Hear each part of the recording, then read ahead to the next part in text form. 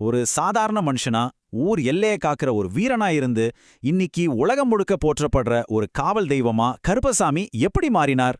அந்த ஒரு பிரம்மாண்டமான பயணத்தை பத்தி தான் இந்த தொகுப்புல நாம பார்க்க போறோம். இது வெறும் பக்தி சார்ந்த விஷயம் மட்டும் இல்லைங்க. நம்ம மக்களோட வீரம், தியாகம், அப்புறம் கலாச்சாரத்தோட ஆணிவேர். சோ வாங்க இந்த வரலாற்று ஆய்வுக்குள்ள போகலாம். சரி, இப்போ நாம நேரா விஷயத்துக்கு வருவோம். பழங்காலத்துல குறிப்பா இந்த விவசாய சமூகங்கள்ல நிலத்துக்கான சண்டைகளும் சரி, ஆடு மாடுகளை கவர்ந்துட்டு போறதும் சரி, ரொம்ப ரொம்ப சாதாரணமா நடக்கும். அந்த மாதிரி ஒரு முரட்டுத்தனமான காலகட்டத்துல தன்னோட மண்ணையும் மக்களையும் கால்நடைகளையும் காப்பாத்துறதுக்காக பல வீரர்கள் தங்களோட உயிரையே தியாகம் செஞ்சிருக்காங்க. அப்படிப்பட்ட வீரர்களோட அந்த உச்சக்கட்ட தியாகம் தான் காலப்போக்குல ஒரு மாபெரும் வழிபாட்டு முறையா உருவெடுத்துச்சு. இந்த நடுகள் மரபு ஏன் இவ்ளோ முக்கியம்னு நம்ம கண்டிப்பா புரிஞ்சுக்கணும். ஏன்னா கிட்டத்தட்ட 2000 வருஷங்களுக்கு மேல பழமையான தொல்காப்பியம், புறநானூறு மாதிரியான தமிழ் இலக்கியங்கள்ல இந்த நடுகள் வழிபாடு பத்தி ரொம்ப தெளிவா பதிவு செஞ்சிருக்காங்க.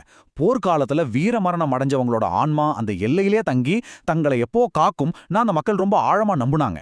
சொல்லப்போனா அந்த சமூகத்தை ஒன்னா சேர்த்து வைக்கிற ஒரு மிக முக்கியமான சமூக மத கட்டமைப்பாவே இது இருந்துச்சுன்னு சொல்லலாம். ஆனா இந்த நடுகள் வழிபாடு என்னவோ ஒரே ராத்திரியில தெய்வ வழிபாடா மாறிடலங்க. சோழர்கள், பாண்டியர்கள், அப்புறம் நாயக்கர்கள்னு பல நூற்றாண்டு கால நீண்ட வரலாற்றுல மூதாதையர்களை வழிபடுற இந்த முறை படிப்படியா பரிணாம வளர்ச்சி அடைஞ்சிச்சு.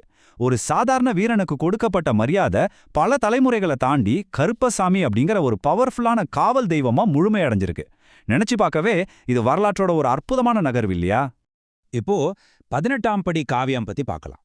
கருப்பசாமி அப்படிங்கிற அடையாளம் எப்படி வீரம், தியாகம் இதுக்கெல்லாம் ஒரு உச்சமா பார்க்கப்படுது அப்படிங்கறது இது ரொம்ப பிரமாதமா விளக்குது. மதுரையில இருக்கிற அழகர் கோயில்ல என்ன நடந்துச்சுன்னா, கோவிலோட புனித பொக்கிஷங்களை கொள்ளையடிக்க 18 பேர் வராங்க. அவங்கள தடுத்து நிறுத்துற ஒரு காவல் வீரர் அந்த கடுமையான போராட்டத்துல தன்னோட உயிரே தியாகம் செய்யலார். அவரோட அந்த அளப்பரிய தியாகத்தை போற்ற வகையில அந்த கோவிலோட மாபெரும் நுழைவாயில் கதவுகள் நிரந்தரமா மூடப்பட்டுச்சு.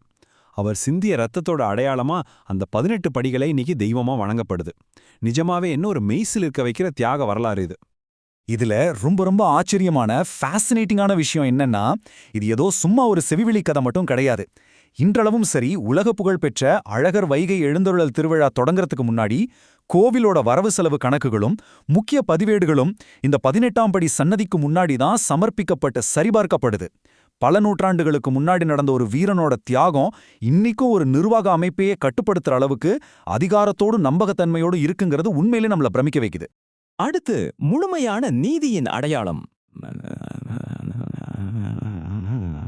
வேதங்கள்ல சொல்ற பொதுவான தெய்வ வழிபாட்டு முறைகள்ல இருந்து கருப்பசாமி முற்றிலும் வேறுபட்டவர்.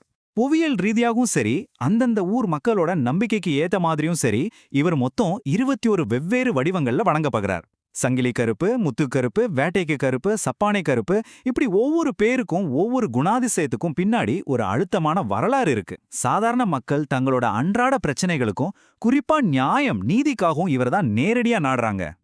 அந்த பாரம்பரிய உருவமைப்ப கொஞ்சம் மனசுல நினைச்சு பாருங்களேன். அந்த கனமான இரும்புச் சங்கிலிகளோட சத்தமும் அந்த பளபளக்கிற வீச்சருவாலும் பார்க்கறவங்களுக்கே ஒருவித பயபக்தியை உருவாக்கும். முறுக்கு மீசையோடும் ஓங்கி அருவாளோடும் கம்பீரமான குதிரையில நிக்கிற அந்த தோற்றம் தீய சக்திகளை அழிச்சு பலவீனமான மக்களை காப்பாத்துறதுக்காக உருவாக்கப்பட்ட ஒரு காவிய குறியீடு. இந்த தோற்றம் தப்பு பண்றவங்களுக்கு அச்சத்தையும் நல்லவங்களுக்கு ஒரு அசைக்க முடியாத பாதுகாப்பையும் கொடுக்குது. சரி, இப்போ இது எப்படி இன்னும் பிரம்மாண்டமா உருவெடுத்துச்சு, அதோட உலகளாவிய பரவல் எப்படின்னு பார்க்கலாம். இங்க நாம ஒரு மாபெரும் வரலாற்று முரண்பாட்டை கவனிக்கணும். ஒரு பக்கம் 2000 வருஷங்களுக்கு முந்தைய சங்க காலத்து விவசாய நிலங்கள், இன்னொரு பக்கம் பாத்தீங்கன்னா 19ஆம் நூற்றாண்டுல பிரிட்டிஷ் காலனி ஆதிக்கத்தின் கீழ் நடந்த தமிழ் மக்களோட மாபெரும் இடப்பெயர்வு. பல ஆயிரம் மைல்கள் கடந்து கடல் தாண்டி போனாலும் அந்த மக்கள் தங்களோட பண்பாட்டையும் இந்த காவல் தெய்வத்தையும் கொஞ்சம் கூட விட்டு செல்லல. இந்த டைம்லைன்ல இருக்கிற பிரம்மாண்டம் தான். 19ஆம் நூற்றாண்டுல தென்னிந்தியாவில இருந்து பல்லாயிரக்கணக்கான தமிழர்கள் ஒப்பந்த தொழிலாளர்களா கரும்பு தோட்டத்து வேலைக்காக கடல் கடந்து போனாங்க. மொரீஷியஸ், தென்னாப்பிரிக்கா, ரீயூனியன் தீவு, ஃபிஜி, மலேசியா, மேற்கிந்திய தீவுகள் வரைக்கும் அவங்க குடும்பமா தங்களோட தாய்மண்ணிலிருந்து வேரோட பிடுங்கப்பட்டாங்க. அந்த கடுமையான உழைப்பும் வலியும் நிறைஞ்ச அந்த நீண்ட பயணத்துல அவங்களுக்கு இருந்த ஒரே ஆறுதலும் துணையும் அவங்களோட இந்த நம்பிக்கையை மட்டும்தாங்க. இந்த ஸ்லைட்ல உண்மையிலே ரொம்ப சுவாரஸ்யமான விஷயம் என்னன்னா, அந்த பெயர்கள்ல ஏற்பட்ட பரிணாம வளர்ச்சி தான். இப்போ இடது பக்கம் பாருங்க, நம்ம தாய்மண்ணுல சங்கிலி கருப்பு அப்படின்னு அழைக்கப்பட்ட அதே தெய்வம் வலது பக்கம் கரீபியன், தென் அமெரிக்க நாடுகள்ல காலப்போக்குல உச்சரிப்பு மாறி சங்கினி பாபா, டீ பாபா அப்படின்னு மருவி இருக்கு. இருவேறு கலாச்சாரங்கள் ஒன்றிணைஞ்சாலும் அந்த ஆணிவேரான வழிபாடு எவ்வளவு நூற்றாண்டுகள் ஆனாலும் உலகெங்கிலும் கொஞ்சம் கூட குறையாம அப்படியே பாதுகாக்கப்பட்டு வருது. சோ இந்த தகவல்கள் எல்லாத்தையும் நம்ம சேர்த்து பார்க்கும்போது நமக்கு ஒரு முக்கியமான பாடம் புரியுது. மக்கள் தங்களோட வாழ்வாதாரத்துக்காக எவ்ளோ தூரம் போனாலும் தங்களோட மூதாதையர் வழிபாட்டை அவங்க ஒருபோதும் கைவிடல. தங்களோட பண்பாட்டோடும் தங்களோட அடையாளத்தோடும் இருக்கிற ஒரு பிரிக்க முடியாத இணைப்பா இந்த கருப்பசாமி வழிபாட்டை அவங்க கண்டங்களை தாண்டியும் தக்க வச்சுக்கிட்டாங்க.